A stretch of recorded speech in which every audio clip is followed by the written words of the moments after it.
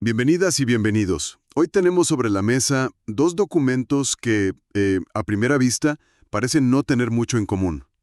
Para nada. Por un lado, una anécdota, una reflexión, casi personal, de un profesor, Miguel Quintero. Y por otro, un análisis académico muy riguroso de UNAM Global sobre el impacto de la inteligencia artificial. Nuestra misión hoy es entrelazar estos dos textos, o sea, usar el análisis de la UNAM como una especie de lupa para entender las observaciones a veces incómodas que hace el profesor Quintero en su salón de clases. Claro. Vamos a explorar qué nos dice la inteligencia artificial sobre nosotros mismos y, más importante aún, qué costos y sesgos revela que normalmente, preferimos no ver. Es que es una combinación perfecta porque uno nos da la foto y el otro nos explica cómo funciona la cámara. Justo. Quintero nos pone frente a un espejo, que es la IA, y documenta la reacción de sus alumnos. La UNAM, por su parte, desarma ese espejo pieza por pieza para mostrarnos quién lo construyó, con qué materiales y sobre todo qué partes de la realidad deja deliberadamente fuera del reflejo. Claro. La pregunta que vamos a desentrañar es si el arquetipo de genio que admiramos hoy es un verdadero ideal humanista o más bien el producto estrella de un sistema con profundas desigualdades. Muy bien, pues vamos a desmenuzar esto. El punto de partida del artículo de Quintero es una pregunta aparentemente sencilla que le lanza a sus estudiantes de pedagogía. Sí. Si Leonardo da Vinci es el hombre del Renacimiento, ¿quién sería el arquetipo de nuestra época? Y la respuesta es reveladora. Totalmente. Nos cuenta que fue abrumadora. El 90% dijo, casi sin dudar, Elon Musk. Lo describe como si estuvieran repitiendo una verdad de TikTok. Una respuesta casi automática. Casi un reflejo condicionado. Y aquí es donde se pone todavía más interesante. El profesor, intrigado, le hace exactamente la misma pregunta a varias inteligencias artificiales. ¿Y el resultado? Idéntico. Elon Musk. No solo eso. Los sistemas lo describieron con argumentos muy elaborados como el heredero natural de Da Vinci, un visionario que fusiona ciencia, tecnología, innovación. O sea, no solo te dan el nombre, te dan toda la justificación. Una respuesta unánime, bien argumentada y con un tono de admiración casi palpable. Eso es lo que me llama la atención. No es solo que la IA identifique un nombre, sino que lo justifica, lo defiende como la respuesta correcta. Pero, ¿es justo culpar al algoritmo? Bueno. Digo, si el 90% de los estudiantes dijeron lo mismo, ¿no está la IA simplemente haciendo bien su trabajo de reflejar el consenso humano, por muy sesgado que esté? Esa es la pregunta del millón, y es justo el punto que Quintero empieza a desmontar. ¿Por qué no se queda ahí? Él traza una diferencia fundamental entre las dos figuras. Ahí está la clave. Para él, Da Vinci encarnaba la curiosidad como un acto humanista, un deseo genuino de comprender el mundo y sus misterios. Su motivación era el asombro. Claro.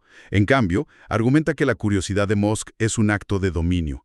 Busca rediseñar y, sobre todo, monetizar el mundo. Uno miraba con maravilla, el otro con ambición. Claro, es la diferencia entre querer dibujar el vuelo de un pájaro y querer vender boletos para ir a Marte. Y esa distinción se vuelve todavía más clara con el siguiente experimento de Quintero, ¿cierto? Justo. Cuando ajusta la pregunta. Exacto. El experimento se vuelve más incisivo. Le pide a la IA una figura femenina equivalente, una mujer del Renacimiento actual. Y ahí el sistema, que antes era tan elocuente y seguro, de repente se traba. Se queda sin respuesta. No hay un consenso. Ofrece una lista tímida de nombres, como la astronauta Mae Jemison o la arquitecta Neri Oxman, pero sin la misma convicción. Y cuando Quintero va un paso más allá y pide una persona en sentido neutro, la IA se refugia en una evasiva poética. Responde que el arquetipo es una conciencia colectiva, una inteligencia distribuida. Poético, sí, pero, como dice el propio Quintero, profundamente evasivo.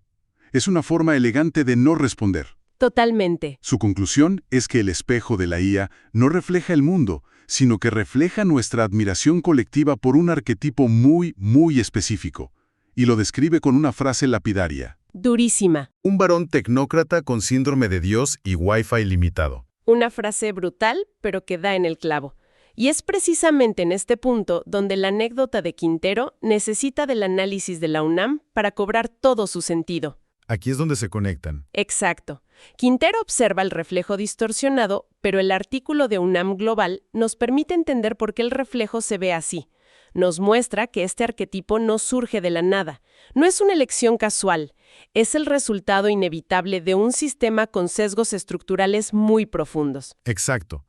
El artículo de la UNAM, que se basa en el trabajo del doctor Víctor Mireles Chávez, nos dice que la IA no es neutral. Y creo que es buen momento para ver cómo amplifica desigualdades que ya existen. Empezando, pues, por el poder. Lo primero es la concentración de poder económico y geográfico. Según la Universidad de Stanford, Estados Unidos, China y Gran Bretaña lideran el desarrollo de IA. Pues los de siempre, vamos. Pues sí. El FMI ya advertía que esto iba a ampliar la brecha entre países ricos y pobres. Y esto explica por qué el genio de nuestra era es un CEO de Silicon Valley y no, por ejemplo, una innovadora de otra parte del mundo. El sistema está diseñado para que así sea. Y esa concentración de poder trae consigo sesgos culturales muy marcados. El artículo de la UNAM menciona ejemplos muy concretos. El del mexicano es clarísimo. Sí, si le pides a una IA la imagen de un hombre mexicano en una fiesta, el resultado suele ser una caricatura. Sombrero, tequila, refleja y refuerza una visión hegemónica. Y lo que es fascinante aquí es el concepto que usa el doctor Mireles, injusticia epistémica. Suena muy académico, pero es muy potente. Sí, se refiere a la exclusión de culturas y lenguas que no tienen una presencia dominante en Internet. Los pueblos originarios, por ejemplo, simplemente no existen para estos sistemas. Claro, no están en la base de datos. Y esto conecta directamente con la dificultad de la IA para nombrar a una mujer renacentista. El sistema no está calibrado para la diversidad, sino para la hegemonía. Y los ejemplos son alarmantes. Un estudio en Nature reveló que modelos de IA asignaban trabajos menos prestigiosos a personas cuyo dialecto era el inglés afroamericano. O el algoritmo de contratación de Amazon que hace unos años descartaba currículums de mujeres porque fue entrenado con historiales dominados por hombres. El sesgo de origen. A esto hay que sumarle los costos que no se ven, ¿no? El costo ambiental. Que es un tema enorme.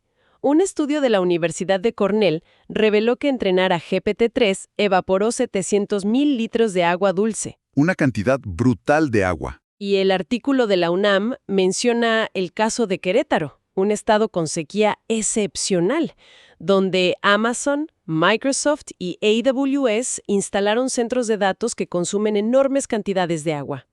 Y ese costo del agua es invisible para el usuario final. Al igual que el costo humano, que es algo que mencionan ambos textos, ¿no es así? Sí, porque Quintero dice que la IA se nutre de la base de datos que somos, pero el análisis de la UNAM nos muestra la cara más oscura de esa afirmación. Totalmente. Detrás de la interfaz limpia y las respuestas instantáneas, hay una red global de lo que algunos llaman trabajadores fantasma. Personas, a menudo en países del sur global, subcontratadas en condiciones de extrema precariedad. Su trabajo consiste en etiquetar datos durante horas para entrenar a los algoritmos y, lo que es peor, moderar contenido. ¡Qué fuerte! Tienen que ver lo más tóxico y violento de Internet para que el resto de nosotros no lo veamos. Gente que se pasa el día viendo lo peor de la humanidad para que la IA parezca segura. Las consecuencias de las que habla el artículo de la UNAM son devastadoras. Trastorno de estrés postraumático, depresión, ansiedad crónica. Es un sistema que se limpia y se perfecciona a costa de la salud mental de sus trabajadores más invisibles y peor pagados. Exacto. Entonces, cuando juntamos las piezas, el panorama es complejo. Tenemos la concentración de poder en unas pocas empresas y países. Los sesgos culturales que borran a la mayoría del mundo. El costo ambiental oculto. Y la explotación humana que lo sostiene. Entonces, volviendo al principio, el sí unifica todo esto. Por un lado, la observación de Quintero de que nuestro ícono cultural es una figura como Musk. Y por otro, la abrumadora evidencia de la UNAM de que todo el ecosistema de la IA está construido sobre cimientos de desigualdad, explotación y sesgo. Pues la síntesis es que la admiración por este arquetipo no es una casualidad ni un simple fenómeno de redes sociales. No es gratuito. Para nada.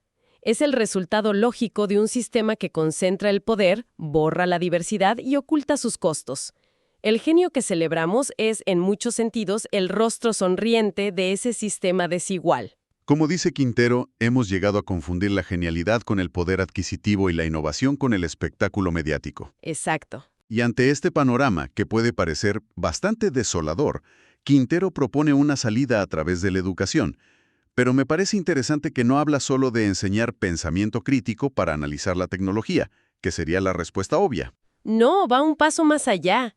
Él habla de la necesidad de un pensamiento reflexivo. ¿Cuál es la diferencia? Es decir, no solo usar la crítica para analizar la herramienta, sino para analizarnos a nosotros mismos, para preguntarnos, ¿por qué nos fascinan tanto estas figuras?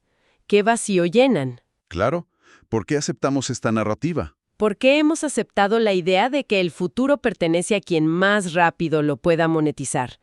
Es una educación que nos obliga a mirar hacia adentro. Y esa idea conecta de manera perfecta con la advertencia final del Dr. Mireles en el artículo de la UNAM. Él habla del peligroso mito de la infalibilidad de la IA. Sí. La gente tiende a creer ciegamente en sus respuestas, a citarlas diciendo, lo dijo la inteligencia artificial, como si fuera una verdad revelada, un oráculo moderno. Recuerda un poco a lo que pasaba antes con la televisión, ¿no? Lo vi en la tele. Totalmente. Es la nueva fuente de autoridad incuestionable para muchos. Y la educación humanista y reflexiva que propone Quintero es precisamente la herramienta que necesitamos para desmantelar esa autoridad injustificada. Para entender que no es magia. Para entender que detrás de cada respuesta de la IA hay una cadena de decisiones humanas, de intereses económicos y de sesgos culturales. No es magia, es poder. Después de analizar todo esto, la anécdota del profesor Quintero con la que empezamos ya no parece tan simple. Se vuelve casi siniestra. Sí, cambia por completo. Una pregunta en un salón de clases se convierte en una radiografía de las estructuras de poder que están definiendo nuestro futuro. Vimos cómo esa admiración casi instintiva por una figura pública es la punta del iceberg de profundos sesgos económicos, culturales y ambientales. Y Quintero cierra su artículo con una última provocación para sus estudiantes, una frase que les deja para que la piensen. Comparando directamente a Da Vinci y a Musk, les dice, Da Vinci dibujaba máquinas, Musk solo las compra. ¿Qué frase? Y esto nos deja con una pregunta final muy potente para reflexionar. Si el modelo actual de innovación se basa más en la adquisición de empresas y la consolidación de poder que en la creación pura y el asombro desinteresado, ¿qué clase de renacimiento estamos construyendo en realidad? Y, sobre todo, ¿a quiénes estamos dejando completamente fuera de ese retrato?